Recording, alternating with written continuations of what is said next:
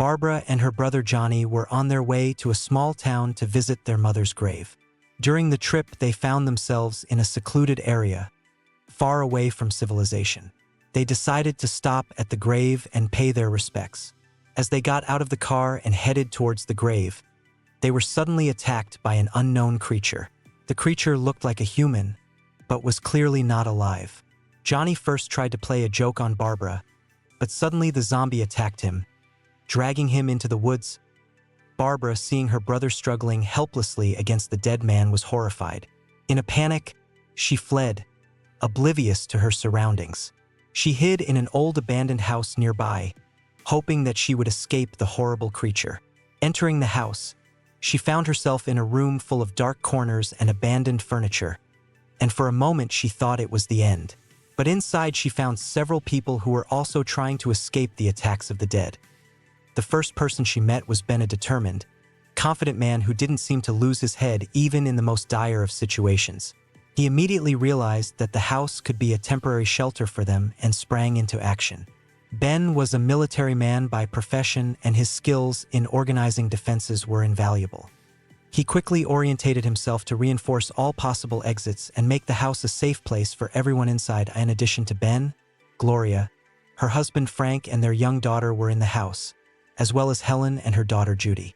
These people were just random victims of what was happening in the world, and like Barbara, they were in shock at what was happening, not knowing how to cope with this new reality. When they met in the house, there was immediate disagreement about what to do next. They were all in different psychological states, and this was reflected in their behavior. Barbara was still in a state of shock. She couldn't believe what had happened to her brother and couldn't accept the fact that they were in the middle of a nightmare. Her inner state was on edge, and she didn't know how to proceed. But Ben, seeing her distressed state, tried to stand by her side, assuring her that they had to stick together if they wanted to survive. Meanwhile, Frank, his wife and daughter, and Helen and Judy weren't so sure they should stay in the house. Frank suggested that they go outside and try to find a safe place in town, hoping that there would be a better chance of rescue there. However, Ben insisted that it would be an extremely dangerous move.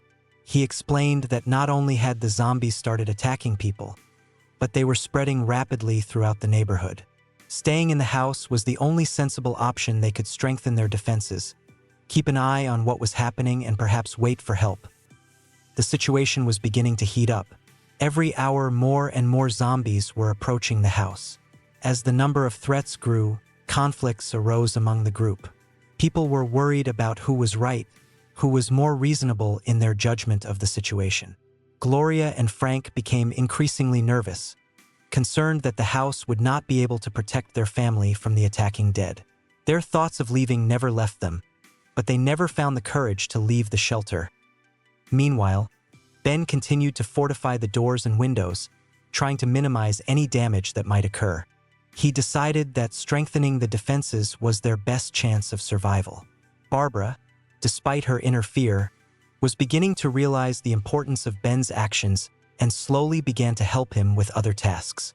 However, her state of mind remained unstable, and at times she lost her ability to concentrate on the tasks at hand. She often returned to thoughts of her brother and his death, not realizing how she had escaped the same fate. One by one, the people in the house began to reveal their weaknesses and fears. Gloria and Frank and Helen and Judy often argued about who to listen to and what action to take. Even Judy, despite her young age, was under tremendous stress, not realizing what was going on around her. Each of them was involved in the struggle for survival in their own way, and each, at some point, began to question their decision.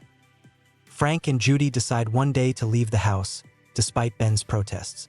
They were sure that they could not survive here, and decided that their chance was to find shelter elsewhere. However, the attempt to leave the house ends in tragedy.